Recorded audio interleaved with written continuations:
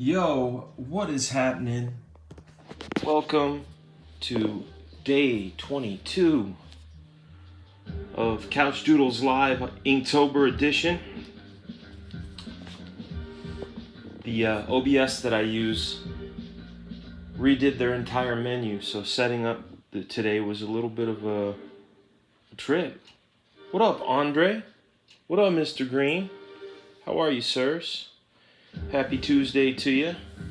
I hope you're doing well. We're going to be trying something new tomorrow, unlike today where I'm wearing the same clothes as yesterday. That tells you how I roll when deadlines loom. Anyhow, got to see some of He-Man #1 in color today. I'll see what I can do about pulling it up on the iPad. I hope you're all doing great. What up, Akuma? What up, Ethan? What up, dudes? Today is Tuesday. The week's gonna get crazy, really crazy. I got deadlines that brought me up until the minute before I turn this camera on, and as soon as I turn it off, I gotta jump right back in. And it's a job out of the UK, so they're 5 hours ahead, so there's a lot of time shifting that has to happen and a lot of time shift processes that go. What up, man? What up, Blacklist? Thank you for coming in. In fact, I was going to tell them about tomorrow's live session. Tomorrow we're going to do a double session, and that doesn't mean twice as much. It means we're going to be on 2 channels at the same time. We will start here as we usually do at 9 o'clock, and then at 10 o'clock I'll be turning on a separate camera that will be seen on Mike's show on the Blacklist universe. So you'll be able to see an angle on his show that's not on ours, and people won't see ours that are on his, so maybe they have to have 2 windows open. That's going to be one of those crazy things. First for everything. We're going to try new stuff, which is fun. It gets scary, but it's fun. That's how I feel about clay. In fact, today while I was waiting for my kids to go to the bus, or pick them up at the bus, I ended up sculpting this guy. He looks really familiar. I did him from imagination, but he ended up looking like Dobby the house elf, or some other dude, like the dude from Labyrinth, you know. But I was happy with this. This is the first time I try to put teeth in a mouth, and a little more modeling in the face than the other cartoony one that I had done. Again, I'm brand new at this shit. This is a first. Every day is a new day. That's what I'm saying. It's scary stuff. And tomorrow doing the double live stream is going to be a little nuts. What up, D? How are you, man? It's good to have you. I liked your face with the imagination, the treasure. I think that was very imaginative. I liked it. Very cool. Today's day is ghost. Today's word of the day is ghost. I have something in mind. Not really too far of a stretch. I wouldn't call it low-hanging fruit, but I would call it definitely reachable. Sculpting with kneaded erasers, man. I would twist and make things out of kneaded erasers, but I never got the hang of getting really detailed with it. What up, Drawn Sword? What's up, Chauncey? So I think the guy I'm gonna draw today is a ghost, and you know, there's the character of the ghost. There's Space Ghost. There's Ghost Adventures. There's Poltergeist. But then there is one paranormal ghost that I had a great affinity for as a child, I'm gonna try to draw him from imagination because I remember him pretty well. Slimer from Ghostbusters. I'm gonna draw Slimer from Ghostbusters. Just have some fun with some crazy face and some big teeth and some little fingers. I don't know. He just seems like he'd be fun to draw today. What else is going on? Does anybody have any crazy thoughts or questions to go through today? As you can see, like I said, I'm wearing the same clothes I wore yesterday because there was no time for nothing. That's what, when you see me clean shaven or, somewhat cleaned up, that means I had to be somewhere, okay? But what ends up happening is if we did a time lapse every day, you just see this shit grow out. I have to change that though, because I need to get a little more presentable for you guys. Matt Yackey, are you in the house? You guys can see some of Matt Yackey's colors for He-Man.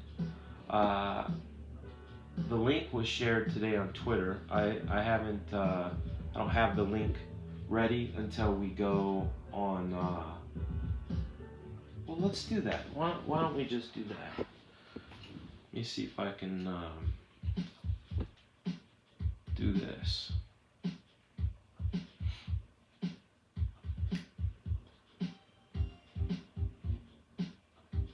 I worked on He-Man today as well. A lot of, like I said, a lot of crazy work. All right, let me see if I can add this. Add input. It doesn't see it. Oh, because I didn't turn on the, it would help to turn on the thing, right?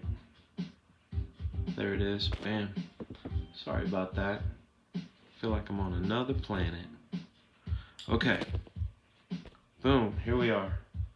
So I just got that alert on Twitter, in fact. So we can give this thing a look. First look at He-Man in the multiverse. So we can take a gander at this. There's the fun cover. And here we are. Again, about maybe 10 minutes ago was the very first time I saw these colors. How can I go to the next one? Oh, tap on it. There we go. So there's the image you guys know. Here's He-Man powering up with Skeletor there.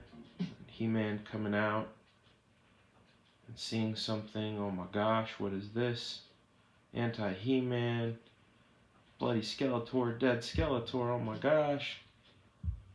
Sorceress turning into an old lady. See, they didn't put any words in here. They're still trying to tease you guys. But there's our bad guy, Anti-He-Man.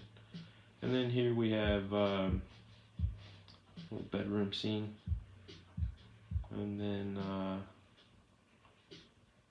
we've got this, which will make you go, what the heck is going on? What's up with that little He-Man right there? Well, it's part of the story, gang. You just gotta wait and see what's going on. But this is one that I thought you guys would really dig because you were asking about it yesterday. My editor is Mike McAllister. So here's the quote. The answer is Dolph gonna be in there. What up, Chris? How are you, sir? Here's some more. You can see a little bit of movie He-Man there. So there we have that. That was a little sneak peek at the colors. You could probably find them online if you want to get a closer look at them. Yeah, I have to do Slimer, dude. I have to. He's just a lot of fun. I remember him being fun, but maybe I think I was 11 when that movie came out and that song Uh, Everybody loved that song, and the drum solo part, dum dum, dum dum dum dum. It's great. And then, later in life, I found out that Ray Parker Jr. was called in as a second choice for Huey Lewis and the News. They wanted Huey Lewis and the News to do the Ghostbusters theme song. They either couldn't or wouldn't. Just like Billy Idol was supposed to sing the "Don't You Forget About Me" song from Breakfast Club. But some of you guys maybe know that, maybe you don't. But he turned it down, and then Simple Minds got it.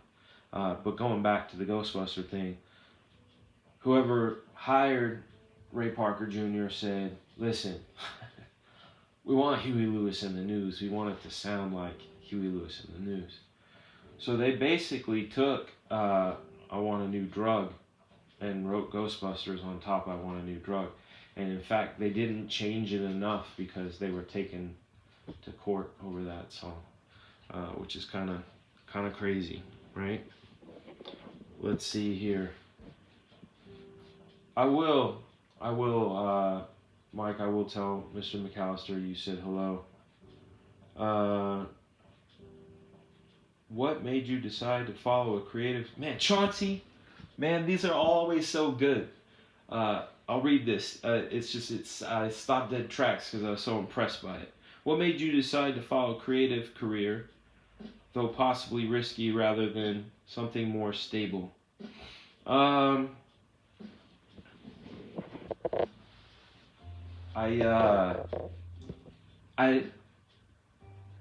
didn't see any other option than the creative one. I started working at a young age, not like crazy young, but I was 14 when I went into the workforce, and I worked for Burger King. I worked at a silkscreen place. I worked at a pizza place. I worked for Long's Drugs. I worked for American Eagle Outfitter. I worked for Diamond Distribution. I worked for Velvet Turtle. I worked for Genco Jeans even, but this is before.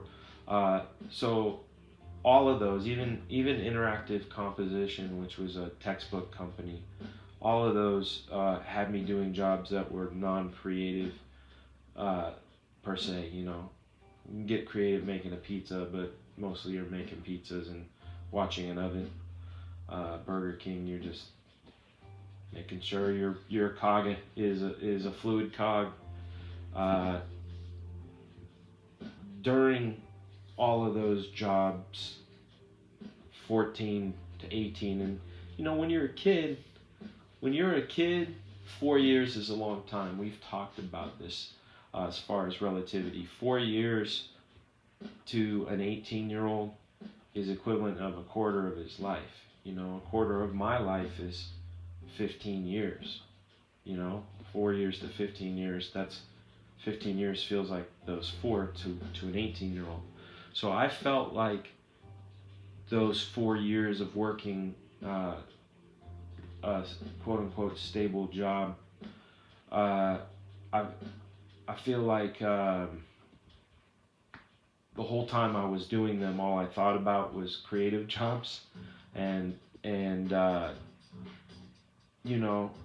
have one of my friends. Some of you guys know him, Scanlon. He was saying something about that I always stay on my feet. Like I adapt. And one of the things that I said to him is like, yeah, you just like when it comes to your creativity, you want to stay floating, or at least put like. I see everything visually, even if it's a concept or idea, but like in Crouching Tiger, Hidden Dragon, where they paddle their feet and they're able to go up, I try to think of working hard to have more freedom to create and be more fluid in what I do. And it's literally like the thought that's occupied my mind since I was 11. yeah, finding out my grandpa drew uh, was one of those things that clicked in, and then finding out, for a while I wanted to be a graphic artist, like from 11, or a newspaper cartoonist or something, but from until I discovered comics, and I discovered comics at the age of 11. Like I remember my first comic I bought at 7, but 11 years old was the time where I really locked down on comics, and it was mostly because I found this Marvel Universe, and found a comic book store, and then found other comics that weren't just on the 7. I went to a place called Quick Stop, that weren't on the Quick Stop spinner. That there were back issues, and there were graphic novels and things like that.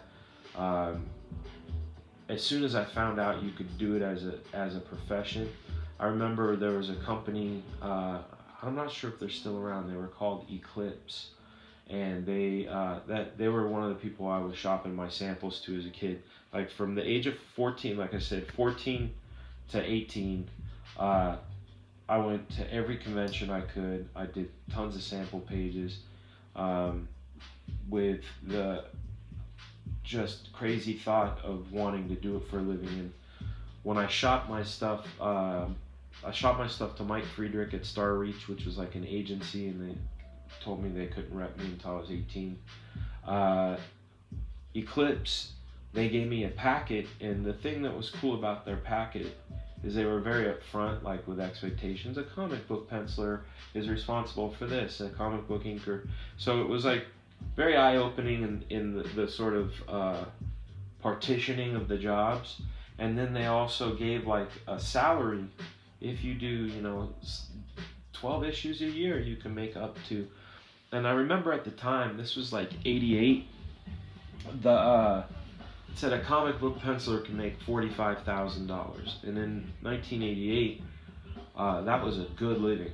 Like, and especially being that I worked in retail and in the food service industry, that was a lot of money. So to me, I never thought of it as risky. I remember my mother, both my mom and dad, they kind of, I think, fell into the people whose concept of artist is starving artist. And I remember trying to explain to my mom, like, you when I say I want to be an artist, I'm not saying like I want to have a beret and like, do landscapes and that kind of stuff. Not that there's anything wrong with that, but I pulled out a can of SpaghettiOs, and I showed her the artwork on the SpaghettiOs, and then I grabbed some of the paper. And back then they didn't have a lot of photographs for grocery store inserts. It was always drawings of steaks and tomatoes and things like that. So I showed her that. I showed her in her magazine how many things were created by somebody who drew, and I said, this is what I want to do. I want to do stuff like this. And then, of course, when comics came in, I was like, I just want to do this. So there you go, man. That was, again, when you ask those good questions, you get long ass answers. What up, Mr. W, Mr. Jason? How are you, Andrew J? Good to have you guys here. Chauncey coming in with the sweet question. Makes me really think, man. And I know I get a little long-winded, but the thing I try to do is at least steer back to the original point. But sparks memories, especially those early days. I mean, that's how I started finding out, like the if you think of comic books as a virus, it went, I like this, I like G.I. Joe, I like Batman, I like Spider-Man, I like Hulk. Hey, wait a second, this looks cooler than this. This reminds me of the same thing that looked cool that last time. Oh, those are the same guy. Oh, it's not a machine that makes comics, it's an artist. That's number one, okay? Like, yeah, it sounds crazy, but it's true. So then I started writing it down. It's the same thing I did with learning about music videos and movie directors. It's like I just write the names of people I like, and then I just go crazy for their catalog. So one of the things that happened when I bought that Marvel Universe, it was number 5 because it had Hulk.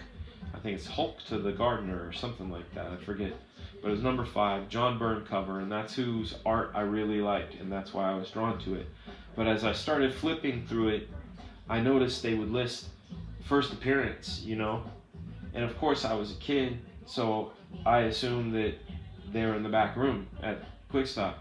So I went to the checkout guy and I said, hey, would you happen to have Amazing Fantasy 15 in the back, you know? Something like that.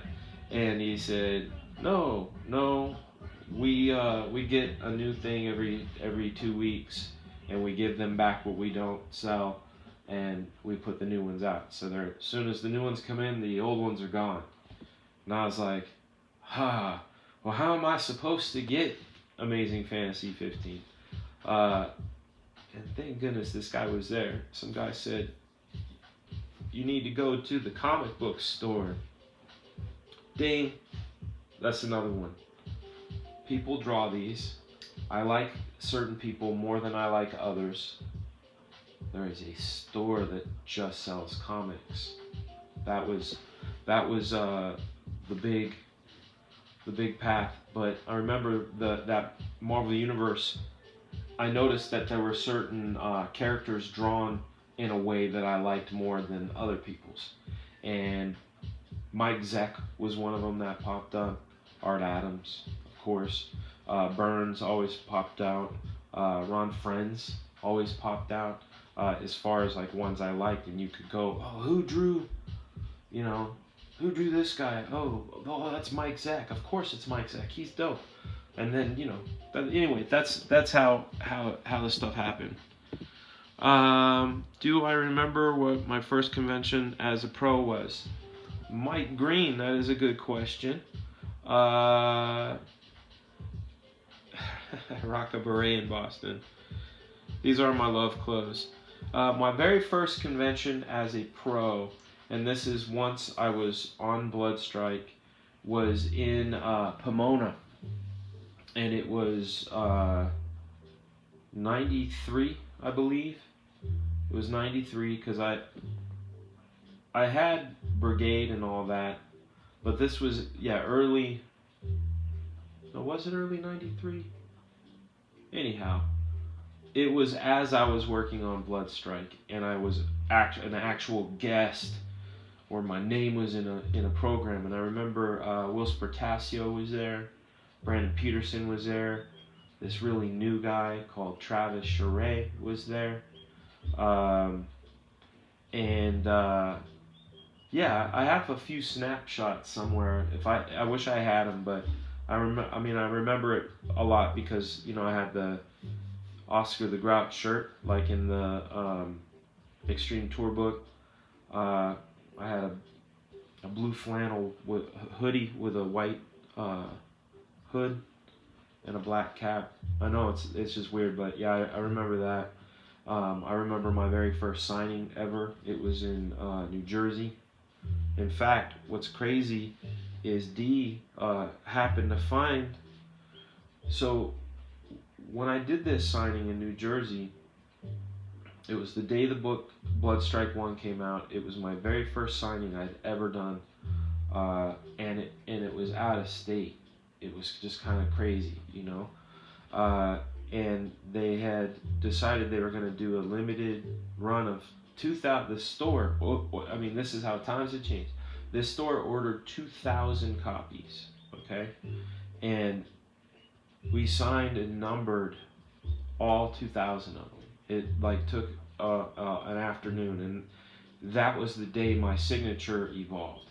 I used to have this nice, clean, where you can read my letters because I wanted it, I had a way that I wanted it, and by the end of that, it turned into this sort of squiggle, and it's the thing I've used it ever since. But anyhow, D happened to find number 1 of 2,000. He found it. It's got its cert of authenticity and everything. It's pretty crazy.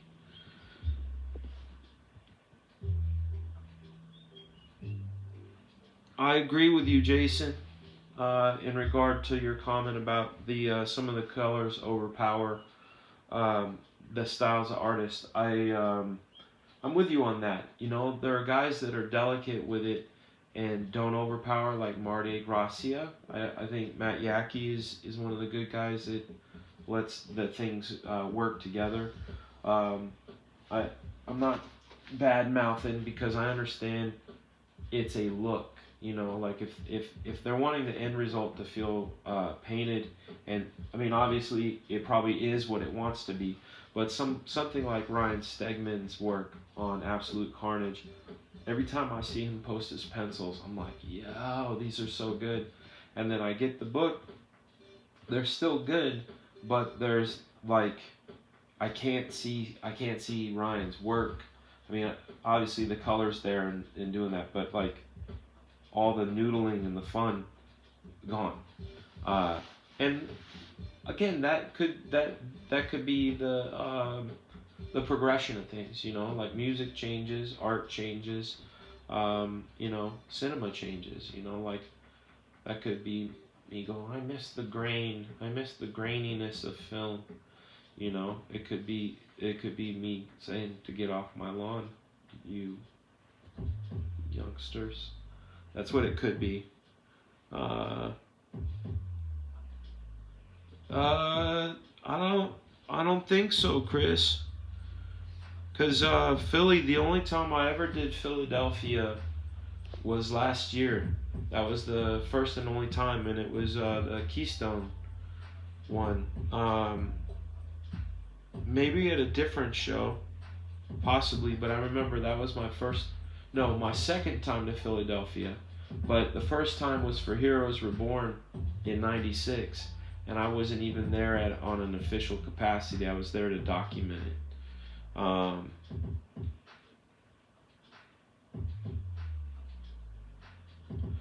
Yeah, I'm with you on that, Jason. As far as line art being personal taste, like that's again, it could just be the old school thing. Like I prefer boom bap over the new stuff. It doesn't mean I don't like the new stuff, but you know, a lot of things are about catchy hooks, and sometimes the catchy hooks contain shit lyrics.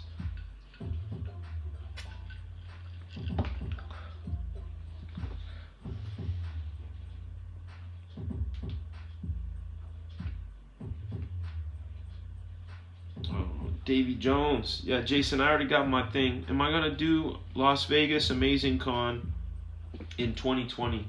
I would like to. That's entirely up to Jimmy J.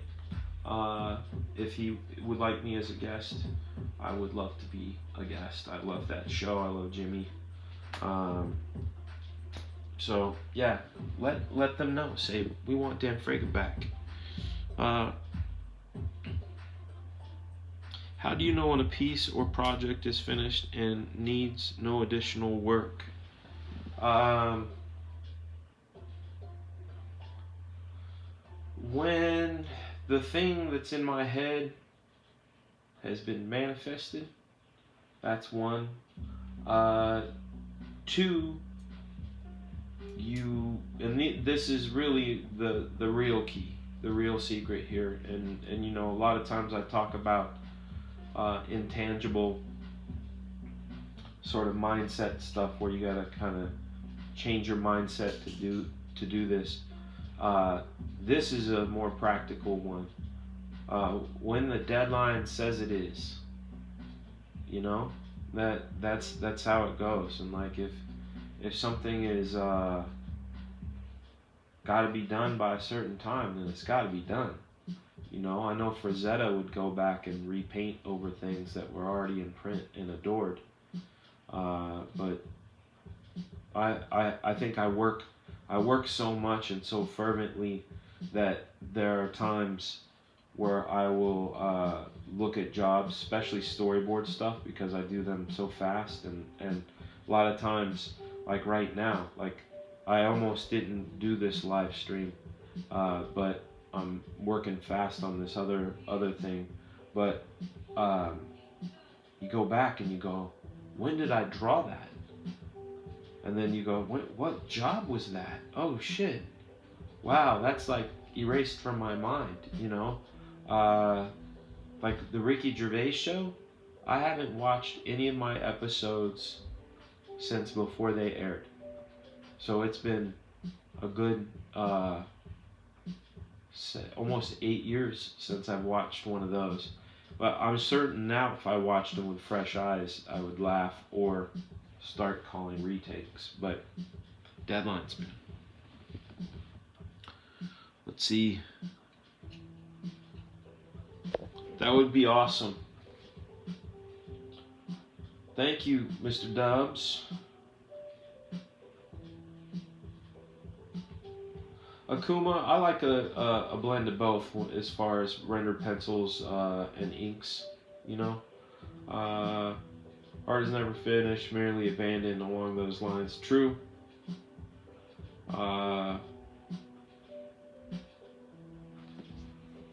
Right.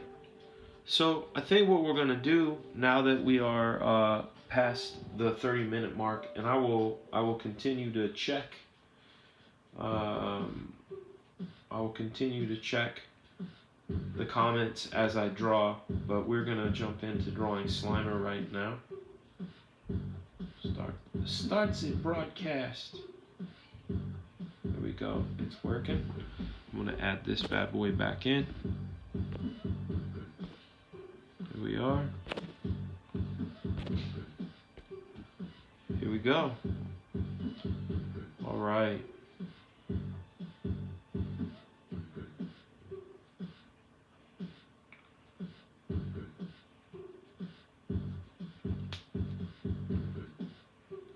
Alright, so we're going to do chunky style again for good old Slimer.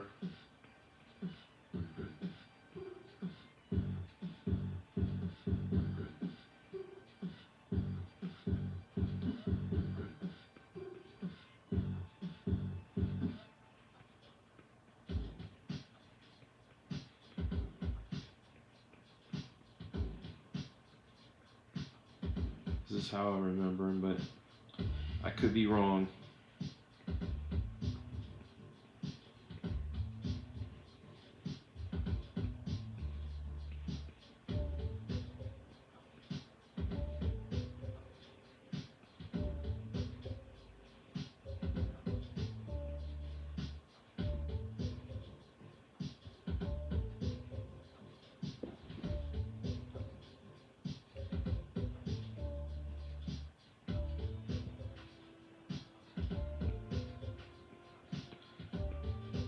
Hey Chauncey, it's my pleasure to answer these because one of the things it does is it brings back memories, which is a good thing. It also makes me think about philosophies, like where I stand on things. It's a good. It's a good thing, man. It's almost therapy in a way. Something that you guys might not know about me, but it's an interesting fact. Oh, a hot dog. That'd be good. I'll put a hot dog in there. One of the things that I've done now for more than 33 years, thinking about that. That's what's kind of crazy to think about. Is I've kept a journal. I started a journal when I was 12, and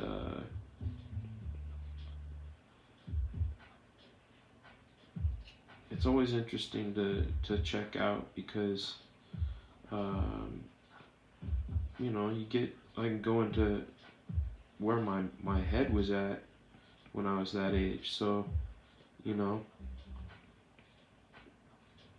lot of like your questions sparking things, and then anytime, but I don't do it that much. Like that's the thing too. Like going back and looking at old work, the my journal, I don't do that too often either. Going back to look at that because a couple times I did, and I was not really happy with what I saw. You know, like man, I wanted to slap. A couple times I wanted to slap that dude in the face. Like, wake the fuck up. But that's I guess that's a good thing.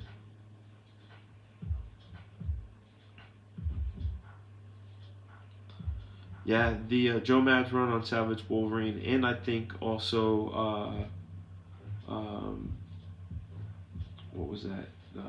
Inhuman. And some of the stuff that he had done on Avenging Spider-Man was done actual size, which I thought was kind of crazy. I didn't know he did those small like that.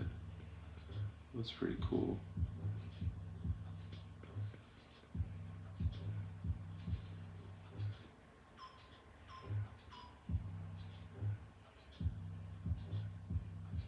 That, Chris, Chicago would be more likely because I've been to Chicago. I think that convention 2 or 3 times.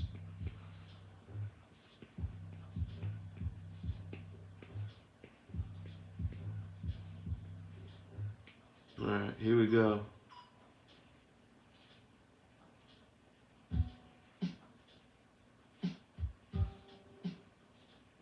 What up, Iconic Blood? Thought your eyes are going bad because Slimer's is all he looks blurry. That's the interesting thing though about like visualization, you know? It's like this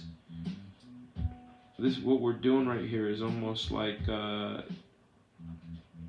think we said this before, like enhance, you know, on Blade Runner. You know, it's like this starts off as a blurry, low-res thing that I'm pulling out of my head. But a lot of times it looks like this in my mind's eye, like it's not all the way, you know.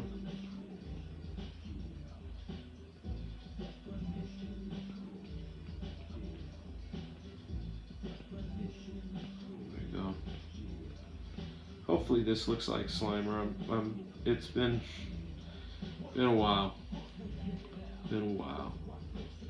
All right, you guys are watching the Couchdoodles show. I'm your host, Fragaboom, comic book veteran of 28 years, drawer of things, maker of stuff.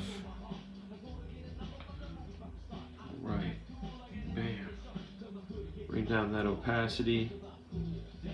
I gotta hurry and render that hot dog. Yeah. Make me hungry. Alright, let's see what we got. Boom. I put crazy sauerkrauts like flying off it. I'm gonna make the pencil a little thicker.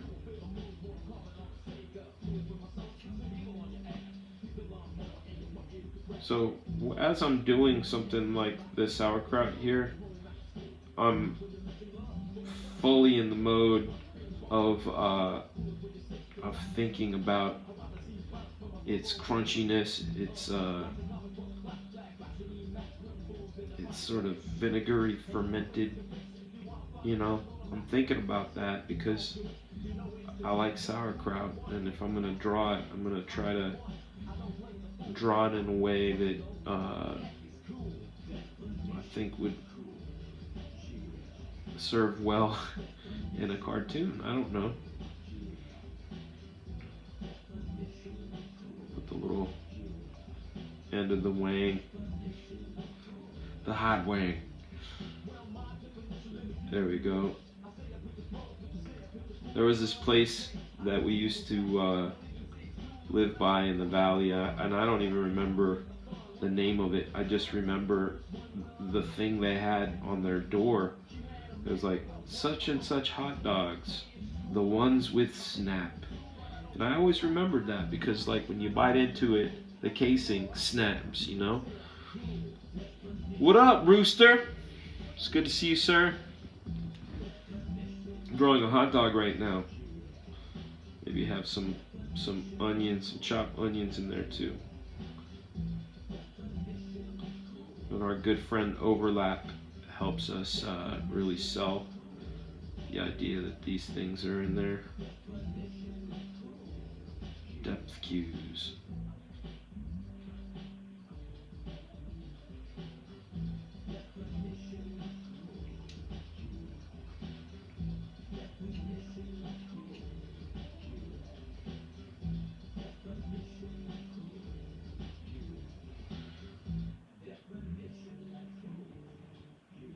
Have you guys ever had a ghost pepper?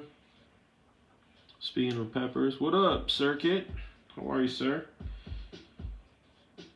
Happy Tuesday to you.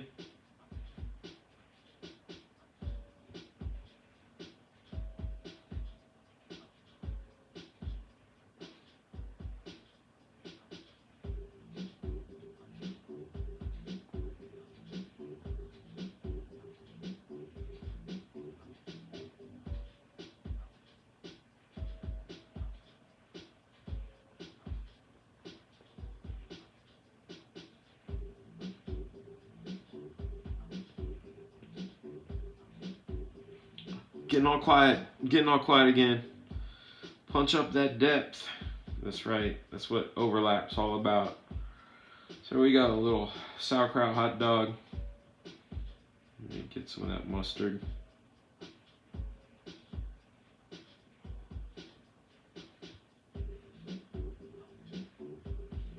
Yeah, and then this is the part I'm excited about.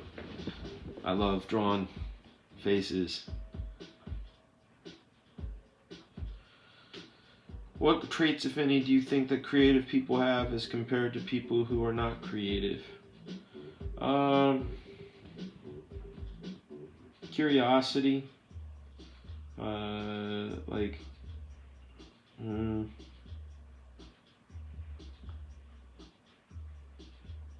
Playfulness, still staying childish, I guess.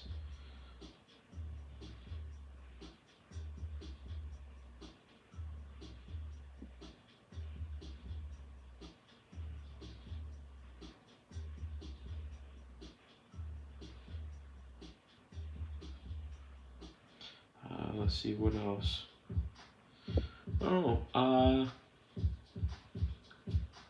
I think compulsion is like the biggest one, man. Like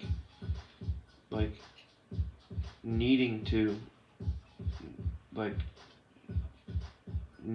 draw or needing to paint or needing to make music, like just that compulsion, I guess. I don't know.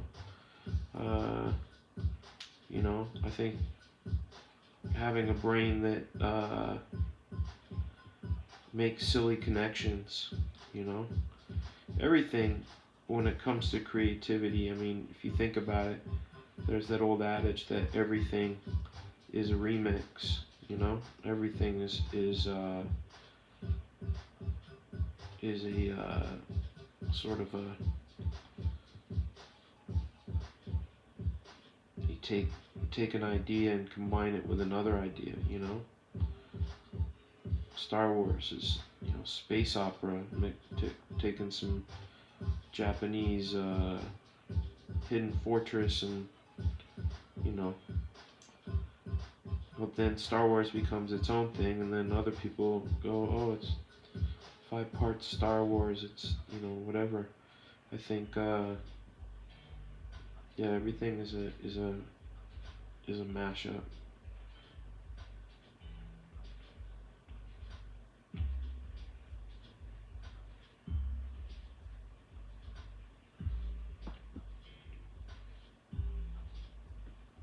Yeah, something from nothing.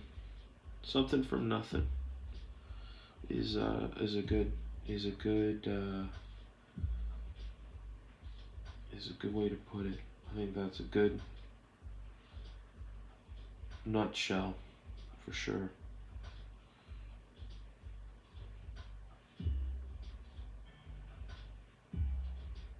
Yeah, I think that's a good one, D.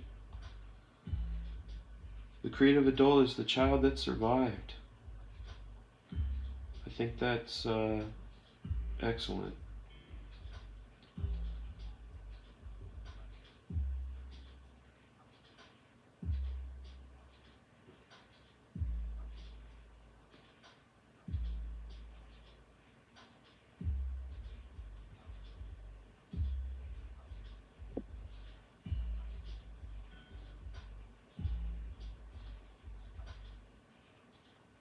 There we go.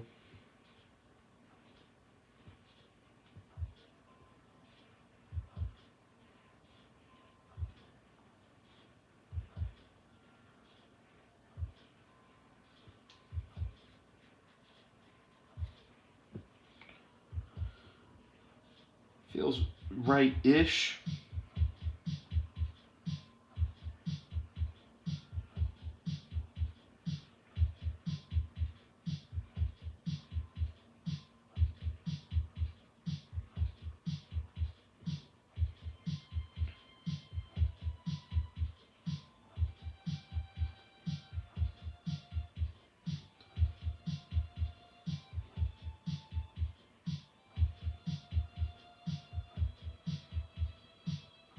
Kevlar, I think that's a good one too. I think that's a good one too, because it definitely falls in line with the kind of the remix, you know, movies, books. I mean, storytelling, right? That's a big one. A lot of art, good music, good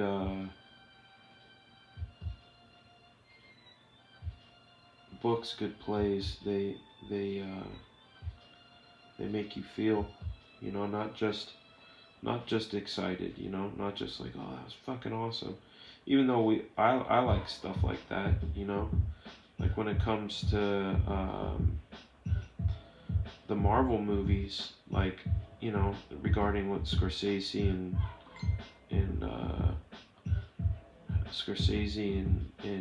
Coppola were saying, but it's like, you know, the Captain America movies for me, those have feeling. Those are so good, and you know, like I like a movie that makes me go ah when I'm watching it in the theater. Not, you know, not being scared, but just like thrilled.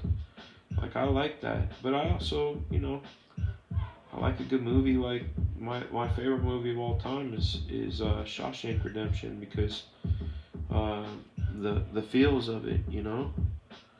Uh, and then there's Karate Kid. You know, Karate Kid gives me the feels. Um,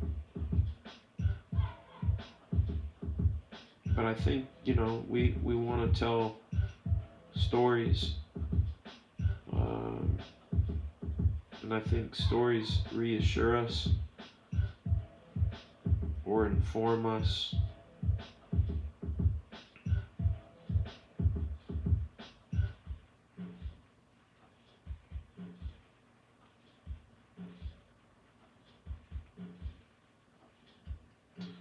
Good old Slimer.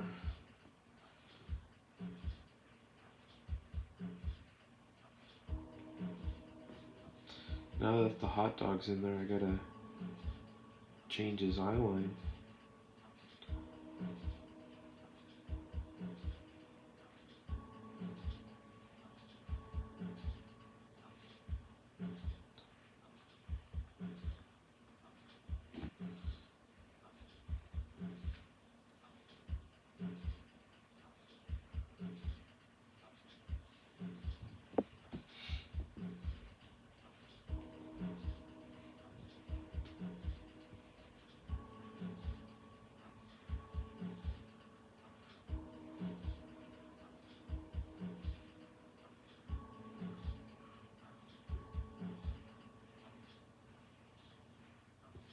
I don't remember if he had 3 or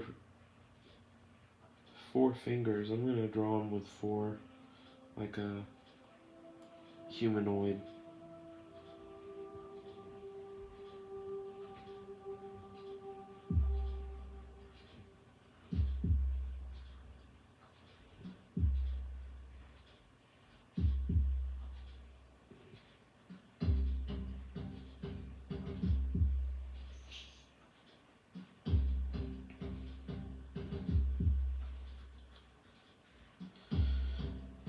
I think I think it's close, right? I think maybe proportions might be wrong. I know his head was really like his face. They probably drew his face too big.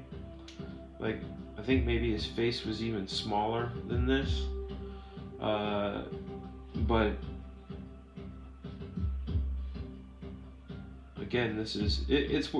Remember the other night we were talking about the idea of capturing something from its essence and a feeling, and that's like how I like to draw. And then I will resort to reference if I need it. I just watched this thing. Alex Ross, he has an Instagram. You guys should check his Instagram out.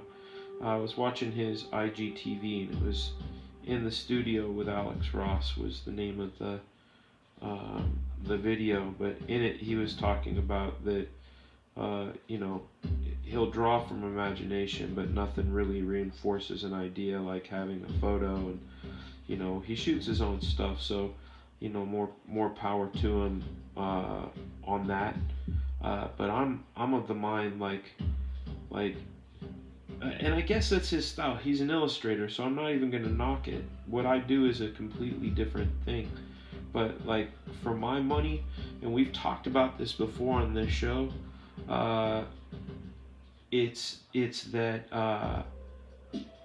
I get into people's work for the funk of it, you know, the things that make it not necessarily a perfect drawing, but a fun or energetic drawing. That's what I get into is that. You know, it's why I like Sam Keith. It's why I like Todd McFarlane. It's why, like, I brought this up regarding Rob Willis, you know? It's the same thing with, like, early Stephen Platt. Those, like, obviously there's really good guys out there that do incredible, you know, like, more tied down work, you know, Brian Hitch, Dave Finch, Jason Fabek. I know I'm missing other people's names, and I apologize. I'm not trying to miss people to miss them. I just not a lot coming to mind. But the guys I like the most, though, and I like those guys' work. Again, don't get me wrong, but like the ones I gravitate to are funk. You know, Frank Miller's.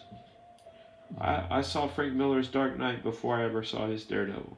Okay, I got into his Daredevil because of Dark Knight, but my buy-in on Frank Miller was on the Dark Knight style, and you know, and then of course he did the Wolverine miniseries and like all the different things he had done.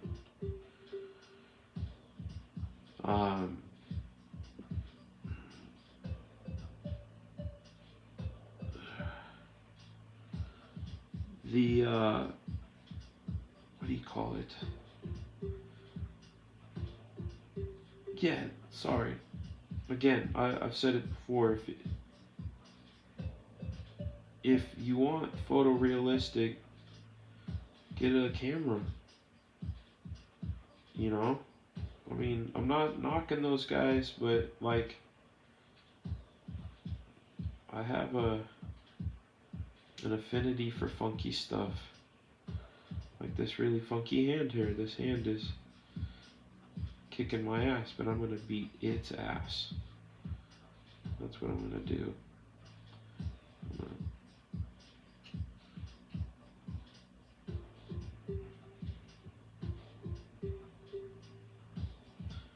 One thing I did not do to Slimer is make him slimy. Gotta get that Ecto on him, right? Ecto Cooler, who remembers those?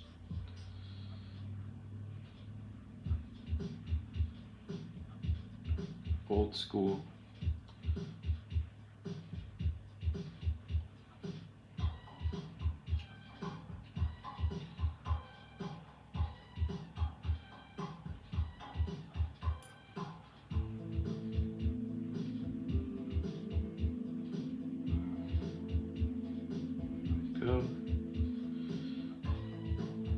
We are almost there.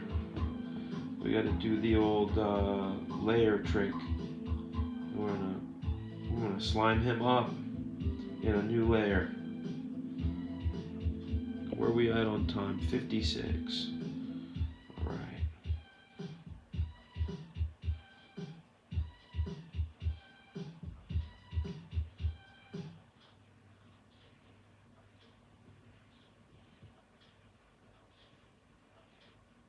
Damn it. I think it's where it's at on the iPad. There we go.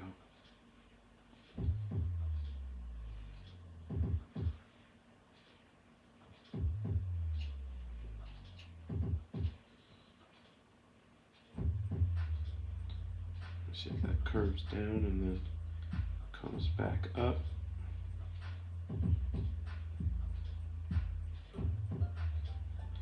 This will also help with defining shape. You can see that the way I'm putting the slime on, I'm following the contours of his body, but also it gives him a little more depth because of the way the slime is wrapping around him.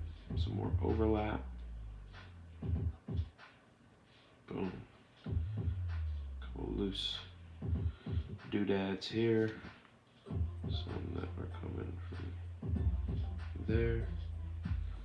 Boom. And then this is a trick that we'll do just because we're going to get tricky to rock a rhyme. So we're going to go into that pencil layer. I want to make a selection like this.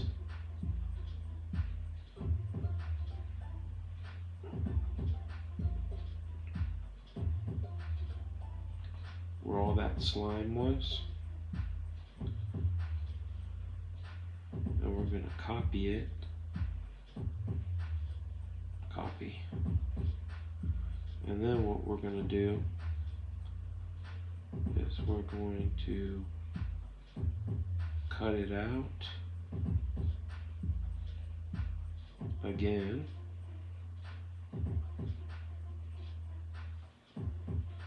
And cut it. Say peace out. But then we're going to paste it back in. See, there it is. Well, watch what we're going to do.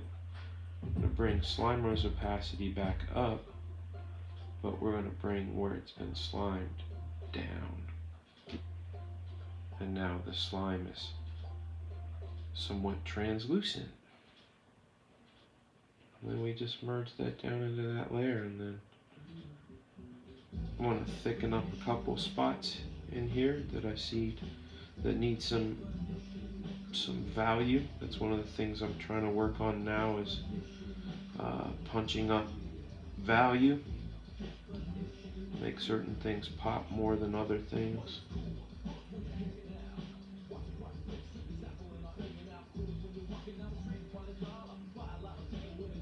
There we go. Pop his hand out a little bit. He needs a little more.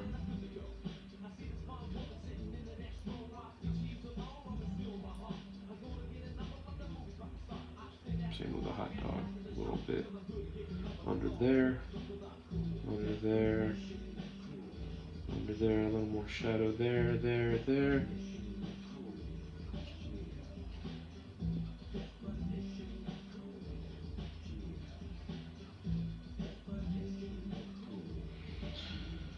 And there we have it.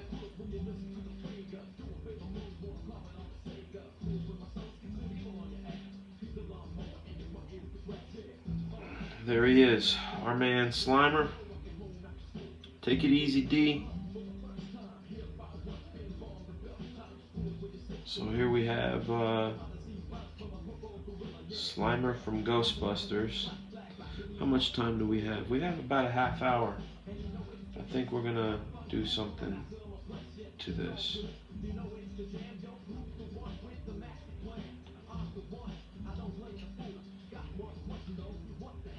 Let's grab our big chunk again. Now let's go over here in the painting. Grab a round brush. Let's find a funky color. There it is.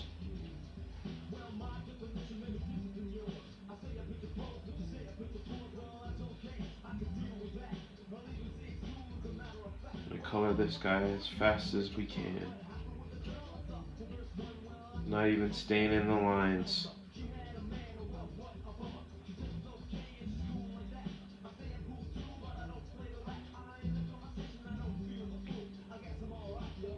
Whoa, I didn't know it could do that. That's a trip. Did not know it could do that.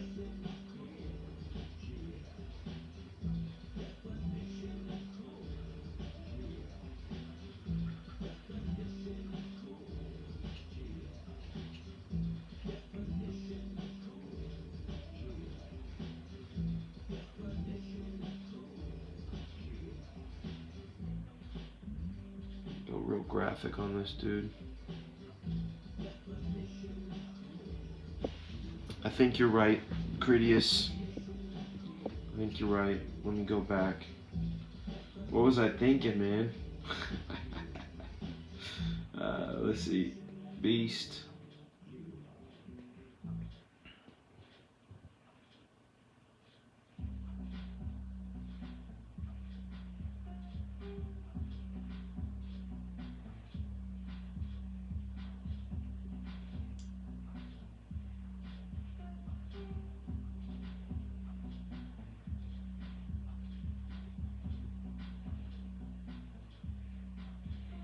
There we go.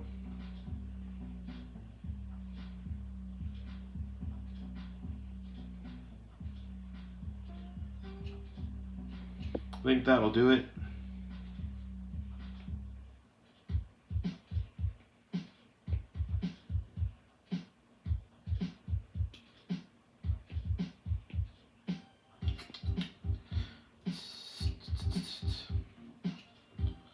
All right. I can then take the eraser, do the cleanup like so.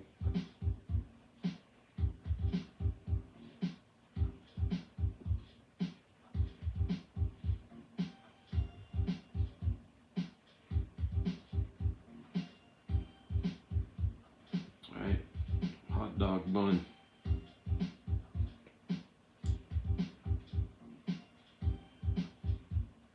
There it is.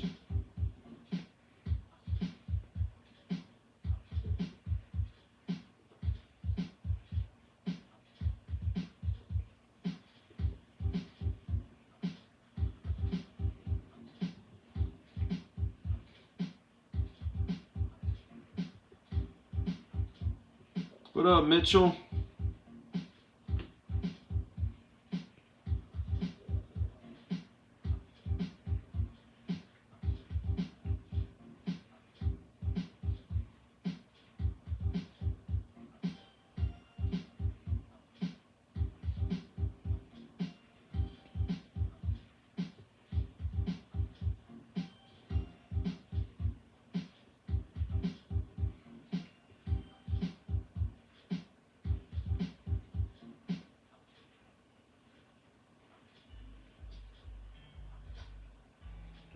Going for that kraut color.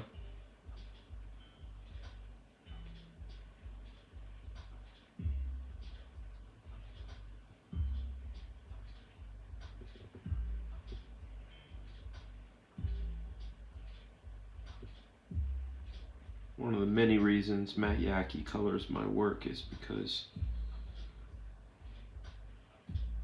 I'm sloppy and he's so clean.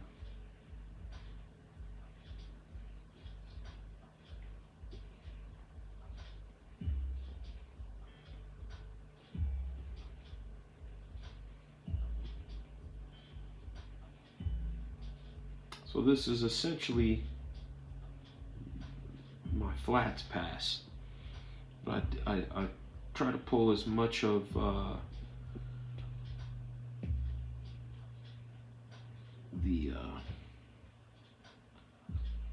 color I'm going to use into it.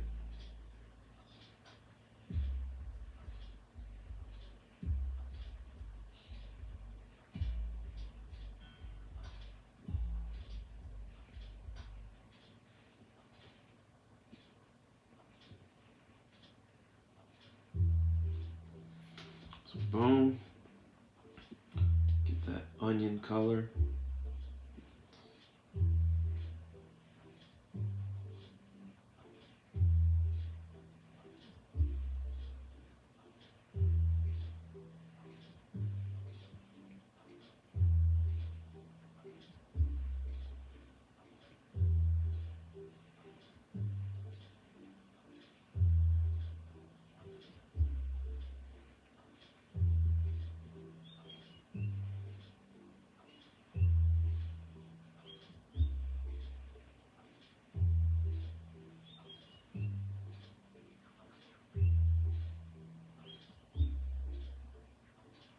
Yeah, no Ramus. I'm with you on that one.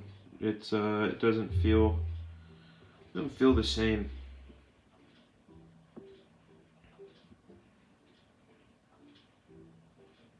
Hot dog color. There we go.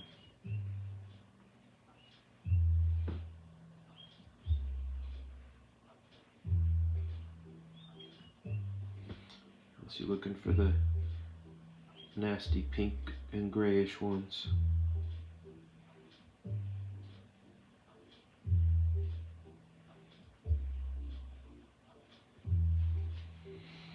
Alright, let's get into those eyes.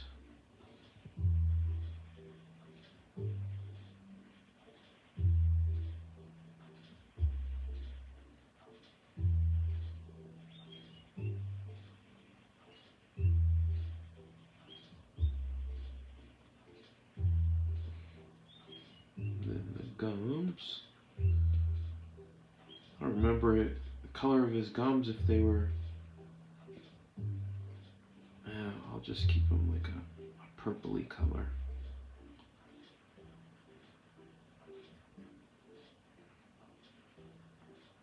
See how that rolls out.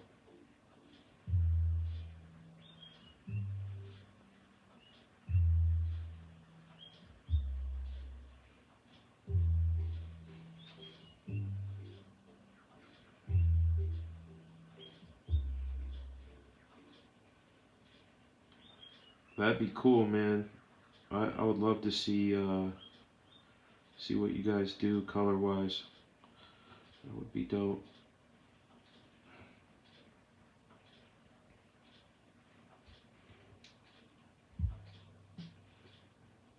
And we gotta go for the teeth. Start with a dull yellowish color.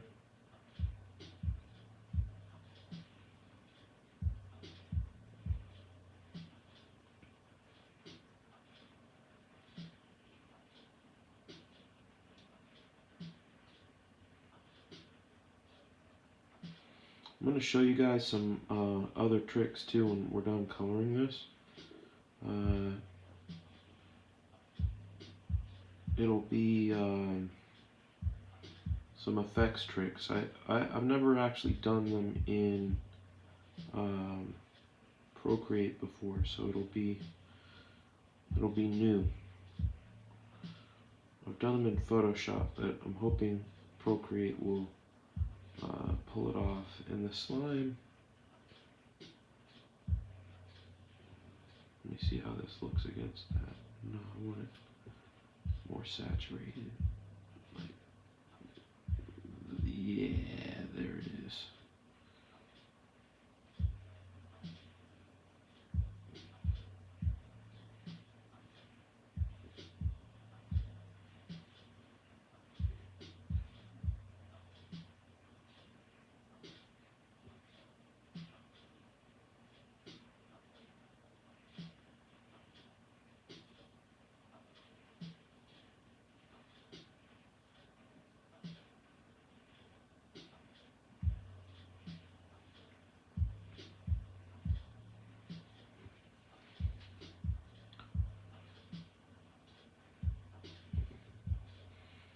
Andre, you probably have a good time if you go to the New Hampshire Con, dude.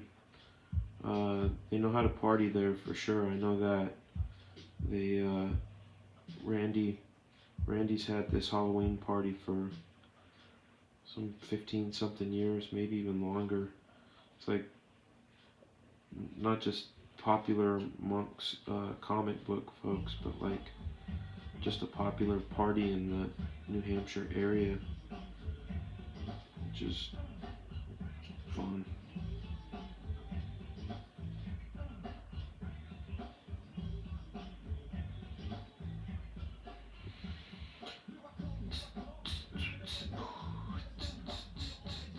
Alright, there we go. More cleanup. Clean up, everybody, everywhere. Anybody with kids of a certain age should know that song.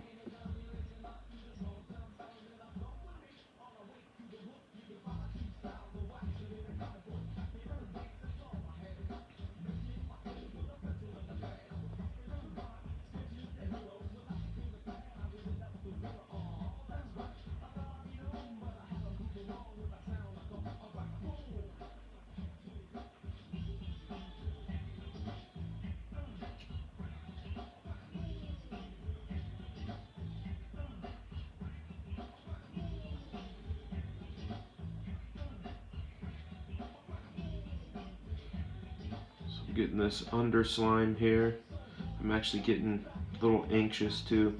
I think that's another thing, one of the things that I have a problem with when it comes to creating, and maybe you guys have this too, but I get really impatient and I want to be done. You know, I have this thing in my head and I want that thing out, and sometimes it takes a lot longer than I want it to. And I think coloring, since I'm not really super versed at it, I'm not necessarily patient. So I always get into this like I want to be done, you know.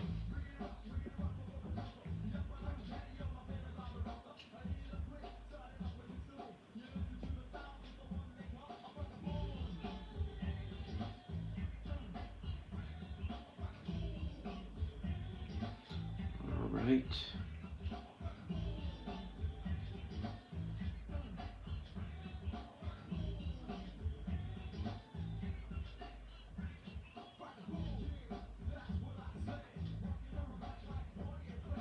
Right, and then I don't know what color his eyes are. Anybody know? How old is the jam I got going? What up, Vince? I wrote it in '94, so it's 25 years old, man. It's old. Hopefully someone can find out what color Slimer's eyes are.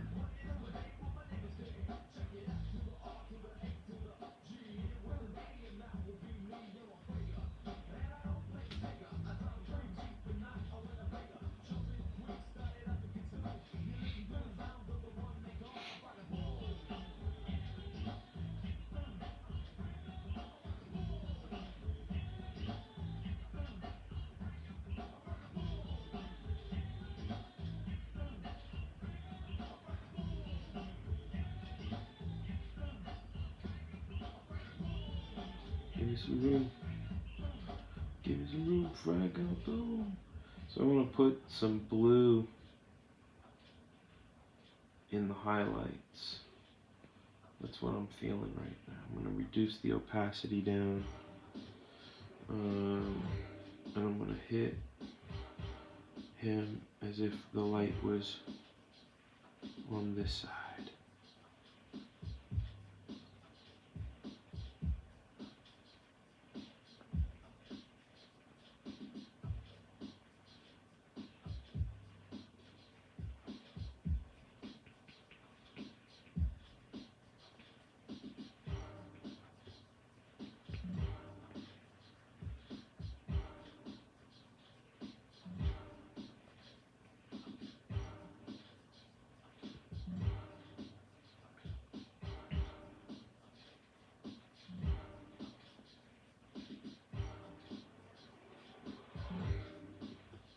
Make it a little bigger.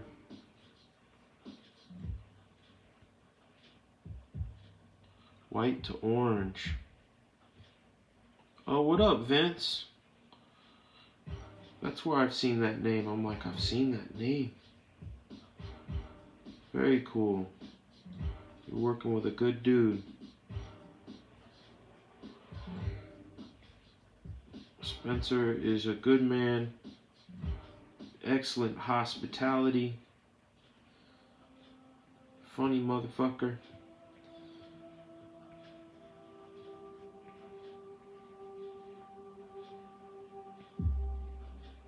So I'm just hitting some of this lighter value. It's not a huge shift in value, but it's enough for me to kind of get a beat on it.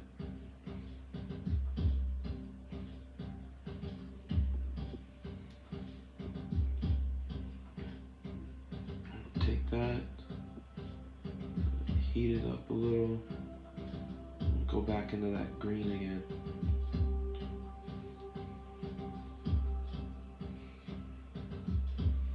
And bring that opacity down a whole lot.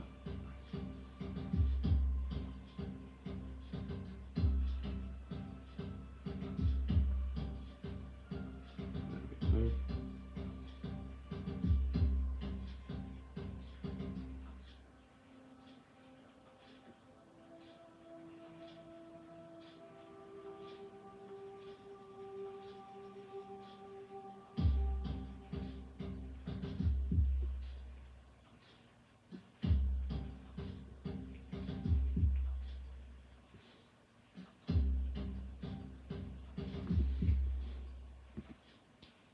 Smudgy finger, smaller, weaker. There we go.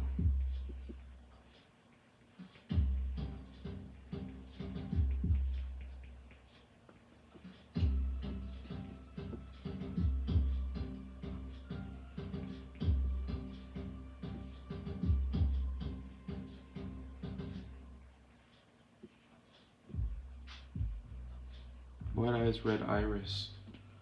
Thank you.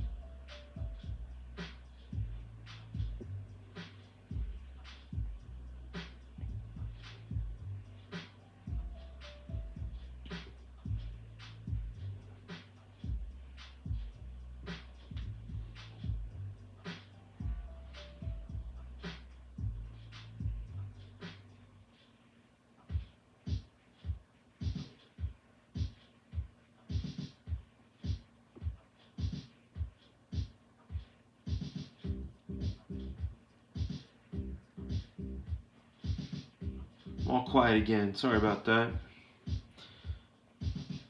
This happens. This happens when I get into something and I get lost.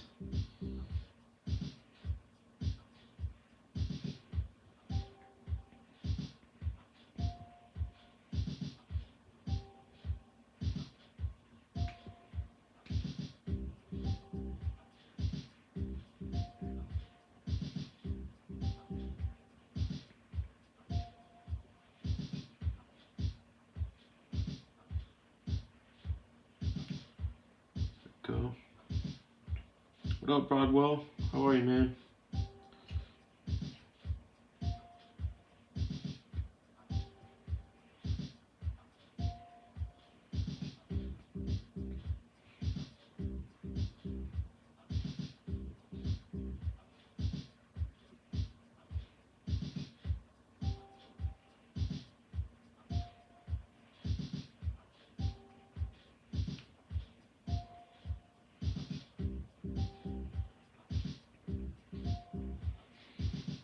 This, a little tone underneath that.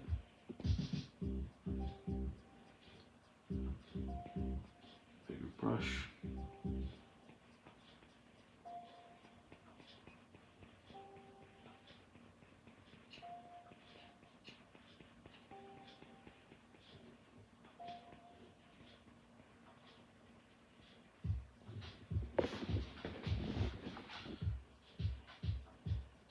one's gonna have a little bit of lightness on the inside. Even lighter and wider.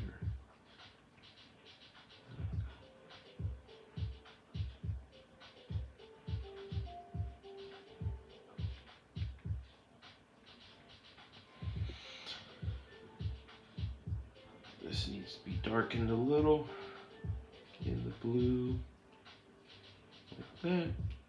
Boom, a little bigger.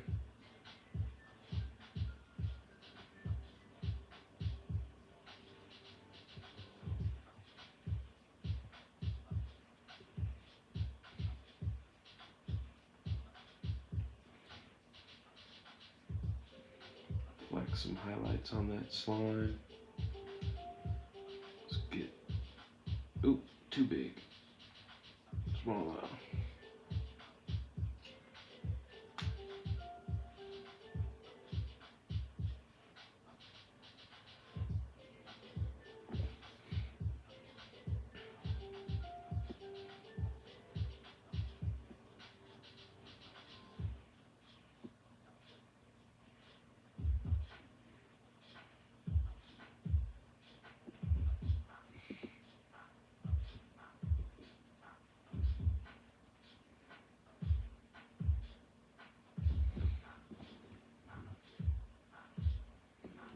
Put some darker value on this green, and I think we're gonna call this a wrap.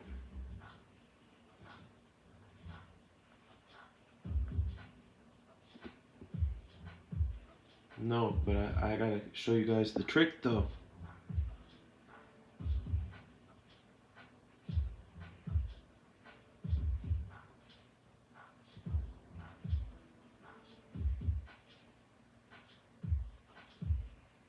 Like I said, hopefully it'll work. I know how to do it in Photoshop, but I've not done it before in Procreate. It should work the same, because the principle is the same.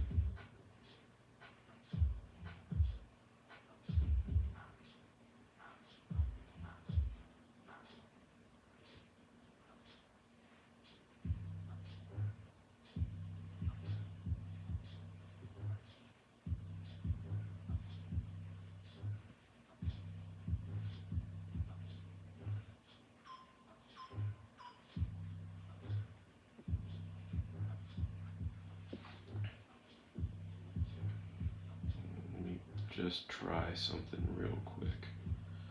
This is just an experiment right here, guys. Not it.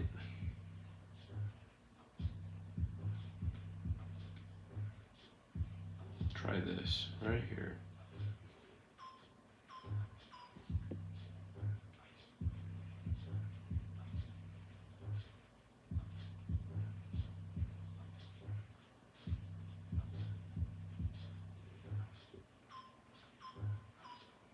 Well, that's what I forgot to do. I forgot to do his teeth.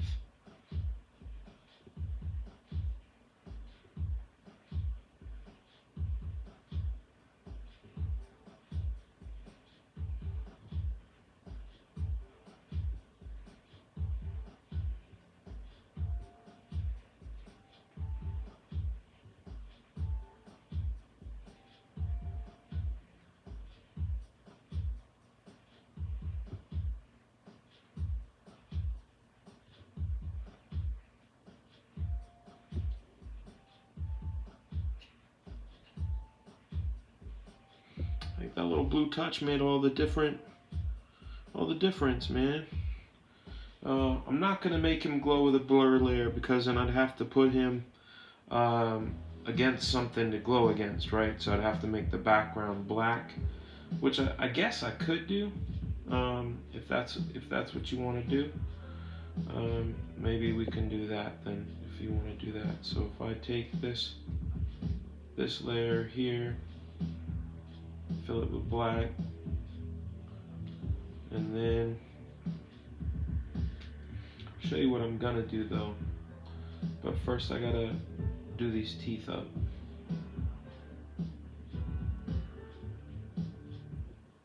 Okay, so go here, bring the opaquity opacity down.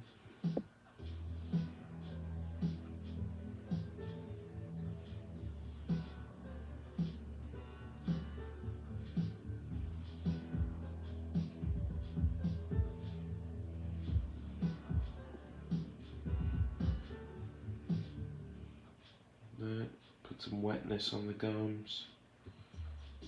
Forgot about that. The wet gums. Who gonna forget about the wet gums? Ooh, too light, too light. There we go.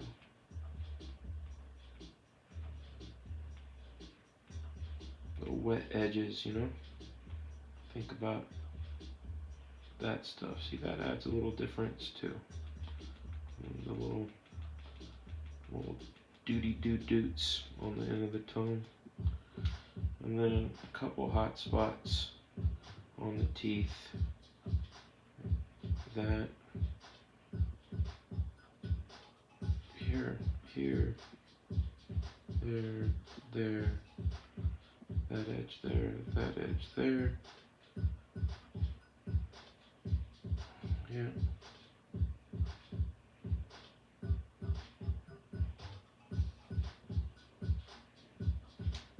Okay.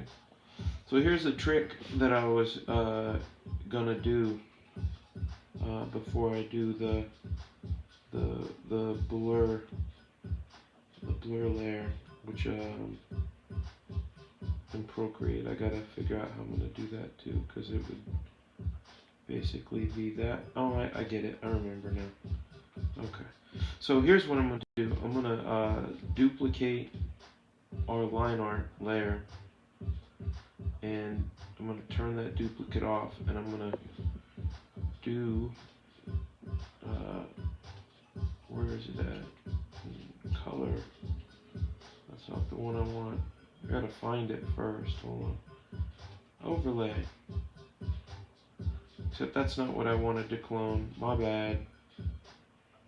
My bad. That's not the one I wanted to do, guys. Turn that back on. It's this one that I needed to. Is it? Hold on. That's that one. This needs to be merged down, is what needs to happen there. Now what I'm going to do is I'm going to duplicate this. I'm going to turn this one off. I'm going to take this one here, and we are going to overlay. Okay? We're going to do this to it, like that. Then, so we get a little bit of a painterly look to it. Then we're going to turn our other layer back on, turn the opacity down slightly, and then we're going to take our eraser and we're going to erase out details that we want to be softer.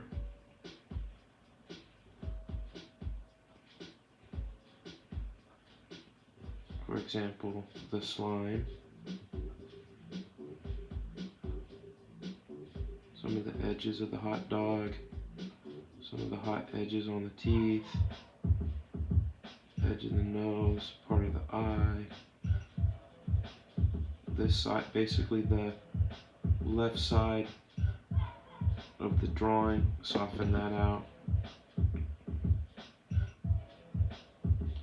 And then the other one, I believe, that he was saying is to duplicate this, bring it up here, do a Gaussian blur like this, and then go into this, go to lighten, go to screen, bring it down a little. Let me see if I could put that up and under him. Do that one under him, but then mess with the saturation. Bring that saturation up. Duplicate that. that. Duplicate that. And then bring that up there.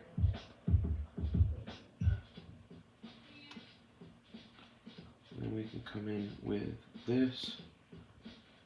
Go to the airbrush. Soft airbrush. Get that hot green in there.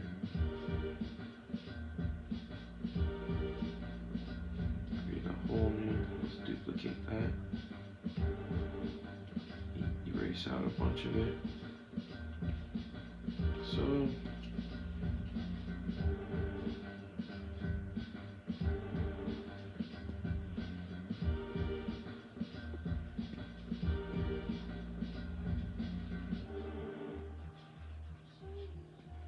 Go into this one, do the same thing. Do the parts we want to pop.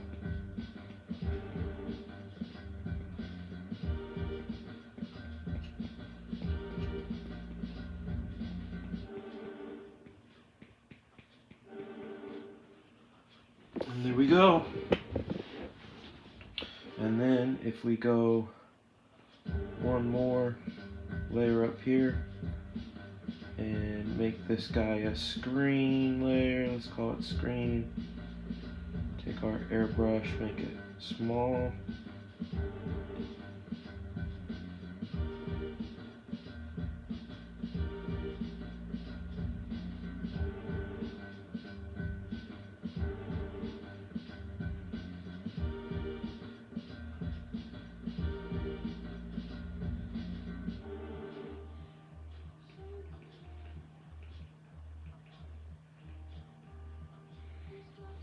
Bring that down.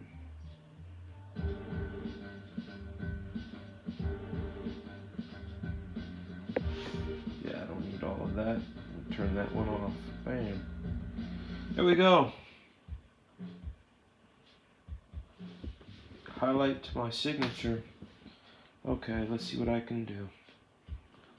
Let's bring that down to this one. Beast.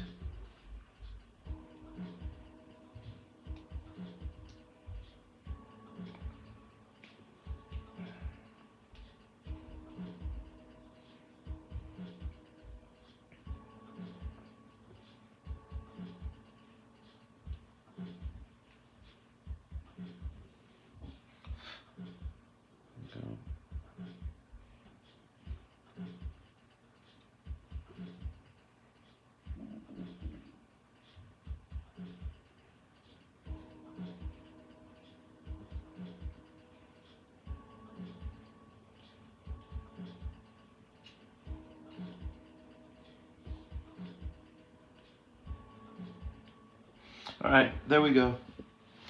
All done and did. Like a magic trick from outer space. Thank you, Rooster Puncher, for the idea to glow them up. That's a good idea. Alright. Turning this guy off. We've been going at it for an hour and 35 minutes. That means it's nighttime to get going, but I have time for one more question. I'm gonna go through here. Boom. No, any questions, gentlemen?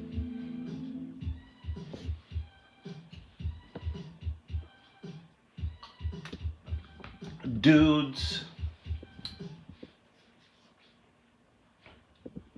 thank you for letting me draw Slimer, by the way. It was very fun. I was one of the ones where it was a lot of fun, especially conjuring him up. And what I'm going to need to do is I'm going to need to look him up, reference, and see how close I got. Hopefully it's close. I probably we'll learn some things by contrast and comparing it.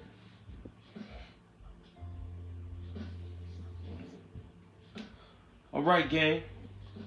Well, thank you so much for joining day 22 of Couchdoodles Live Inktober edition.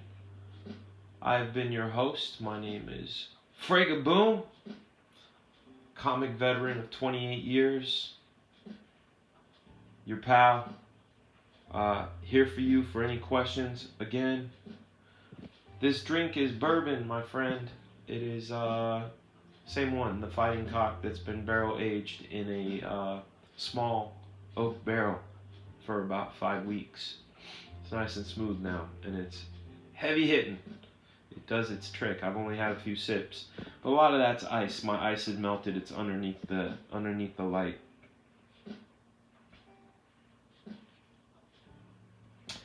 Yeah, I think the best way to make him look translucent is to put something behind him. So let's see. Since Mike had that thing, I'm gonna do it one more again. How about we do that? Yeah, Cyndi Lauper knows I took her pants. Thank you very much.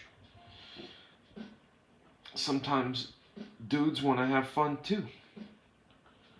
Alright, so this is what I'll have to do then. If I go online and say New York Street,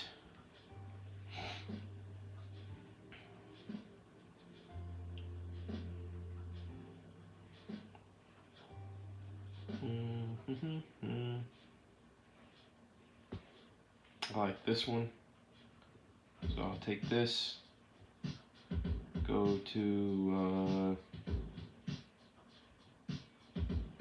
oh, it's a New York Times, damn them, won't let me just grab it.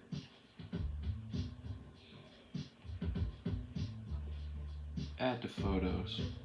So we'll take that, we'll go back in here, go back down to the bottom, say insert photo. Let's take this one here, uniform scale up.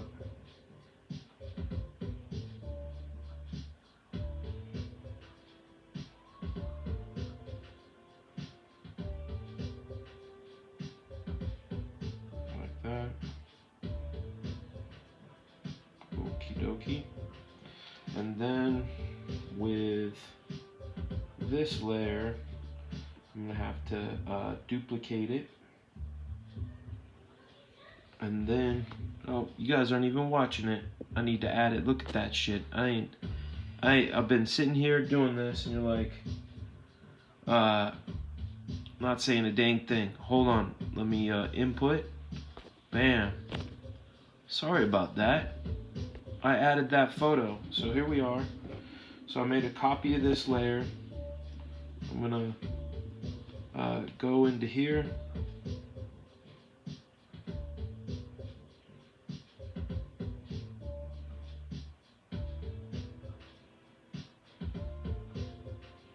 Cut everything except for the hot dog and that part out. So I go like this, I go here, say cut. And now this one down here,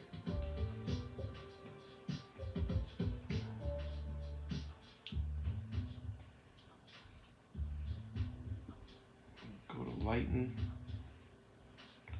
go here, duplicate, make it normal,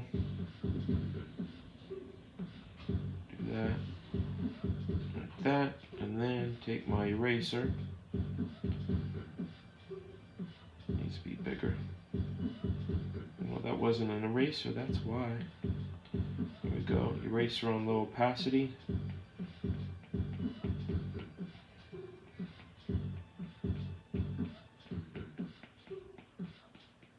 No, not quite what I wanted, but there's that. But I don't want that. It's not working for me.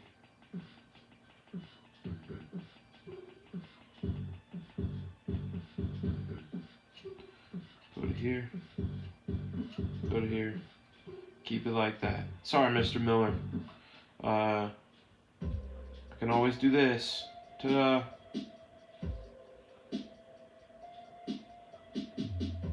But I like the graphicness of him against black. Alright, we tried. Fancy pants. I like it. Fancy pants.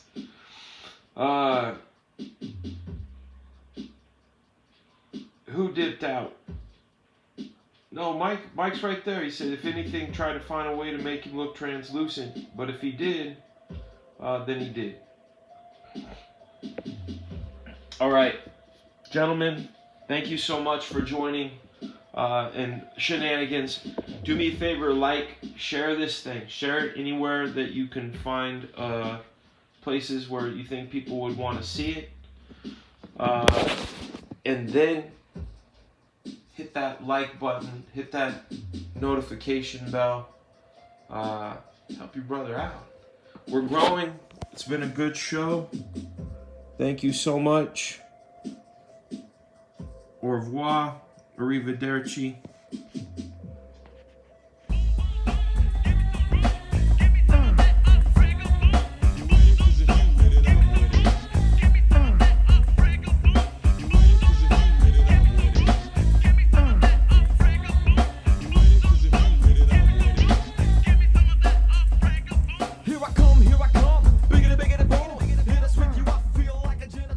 DMC is a place to be. Fragaboom!